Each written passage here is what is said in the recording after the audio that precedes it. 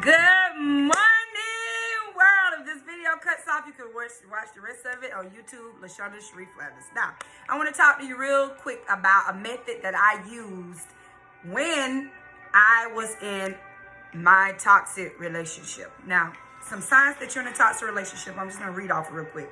Lack of support, toxic communication, jealousy, controlling behavior, resentment, dishonesty, patterns of disrespect, and negative financial behaviors. Now, what I did when I was in a toxic relationship, mine was controlling. Very controlling, dishonesty, toxic communication, and patterns of disrespect. I wasn't strong enough to deal with these things. So I read a book once that men are like waffles and women are like spaghettis. I started acting like a waffle. And the things that I wasn't able to control, what the book said men do is they put them in a little box and they come back to it later. I wasn't able to control it, so I put the negative behavior in a box. I put the abuse in a box. I put the control in a box because those are the things that I wasn't able to control. And what I found myself doing was focusing on things that I could control. Like, okay, I know you're having an affair with this woman, right? And my dad always told me, if you're not willing to handle the situation, don't keep bringing stuff up, making and polluting your environment and stealing your peace. That stole my peace. I didn't know how to handle it. I didn't know what to do. And anything that I did wasn't working. So I put it in the box. I didn't talk about it. I didn't allow other people to talk to me about it. I got offended when people was trying to talk to me about it because it was in a box. That's something that I couldn't handle, so I put it in the box. The abuse, I couldn't handle it, okay? So I put it in the box. And I started focusing on things that I couldn't handle. And I started, sometimes I feel like you're being petty. I started being petty and started being nitpicky. You didn't make up your side of the bed.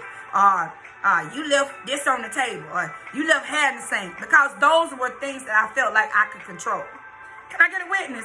When you feel like things are out of your control and you don't put it in the box, you start finding things that's in a relationship that's going wrong or things about that person that you don't like that you feel like you can control. Now, there's no way else to explain it. I couldn't handle it. I was in a toxic relationship. A lot of us are in toxic relationships and you have put people in a box. You have put situations in a box because you ain't strong enough to handle it. Okay? The only way that I was able to get out of my box is that he jumped out the box. I tried to control it once, but I done filed for 2 different divorces. But it wasn't my turn this time. It was his turn. And he took himself out of the box. And that was okay. Because when you don't have the strength to remove yourself from a toxic relationship, the God that I serve and many others serve create situations to help remove you from situations that you don't have strength enough to do. Being in a toxic relationship is draining. It's frustrating. It affects your health. It affects your appearance.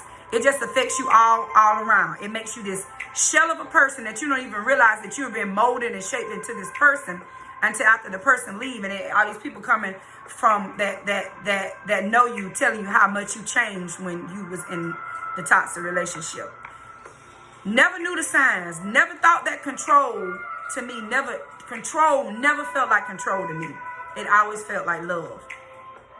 So, being that you're in a toxic relationship and you talk about me, I've been removed from the situation, it gives me time to sit back and reevaluate myself. And then you should sit back and reevaluate yourself to see, what is it about me that's okay with this person doing this to me? How did control feel like love? Why am I okay with this person blatantly disrespecting me in front of others, people? Mine stemmed back from the point that I've always had low self-esteem. And I've never thought that I was worthy enough. Because I didn't think that I was worthy enough. It was okay for the person to do me and treat me this type of way because I felt like it's what I deserved anyway.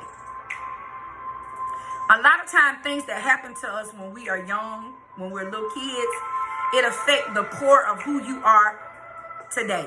A lot of us are a bigger version of the 3-year-old that was molested, the 5-year-old that was abused, the 13-year-old that was picked on.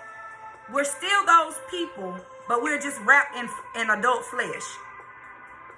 Me, for example, I'm going to church, I'm fasting, I'm praying, I'm doing all these things. I'm the first lady. I'm doing all these things, but I'm undelivered. The potter hadn't put me back together again. I thought that he was putting me back together again, but I was still incomplete. How is it that you're in ministry, that you're in church, that you're learning about this God, that we're serving this God, but yet and still, you're still incomplete?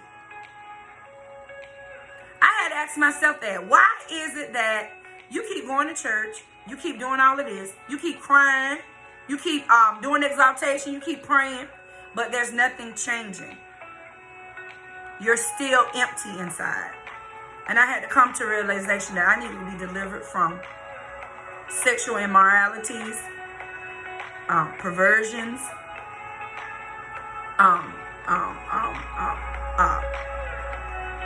abortion, murder. It's just a laundry list of things that I needed to be delivered from. And this toxic relationship just brought it all up to surface. Because what is it about you that's attracting somebody toxic? When you know you attract who you really are, right? So your person that you keep, those people that you keep attracting is really a mirror of who you really are. So that spoke volumes to me. There has to be some areas in my life where I'm being abusive. And my children told me later on that I abused them. I neglected them. You see what I'm saying? We can point fingers, but then it's still fingers pointed back to you. I learned a lot about myself. Because for you to sit for this long, talking to me, and let someone mishandle you like that, that speaks a lot about you. So if you're in a toxic relationship, I just encourage you to start focusing on you, focusing on things that you can change. I never tell people to leave their spouse or their significant other, because everybody has a pen, everybody has a book, everybody has a page, and everybody has a chapter. You write your story the way you want your story to be written. And when you're ready to put a period at the end of your story, you will. I'm just here to encourage you like others encouraged me. I just want to tell you, if you're in a toxic relationship, focus on you. Focus on things that you can change. What do you like? What's your purpose? What's your strength? Don't get so boggled down. I got so boggled down in ministry and being busy doing the works of the Lord that the work of the Lord wasn't being worked out through me. I was still miserable, broken, busted, and disgusted in ministry. You got to learn how to let ministry be ministry and let God be God. I didn't know how to let God be God. I mean, I needed a Jacob experience. You need to come down and wrestle with me and change my name, because I'm all messed up, and I need you to be God, because I don't know what I'm doing down here. And as soon as I realized I don't know what I'm doing, I'm just going to let you be God. I'm going to let you handle this. I'm going to let you do this. The better off I was. So I just encourage you on today. If you're in a toxic relationship and you're not ready to leave, start focusing on yourself. I know you got a lot of things in boxes, but I put a lot of things that I can control and handle in boxes. If you got a box and your stuff put in box, keep it in the box. Take yourself out of the box. Make you the number one priority until you're strong enough to come out. I love you, and I'll see you tomorrow.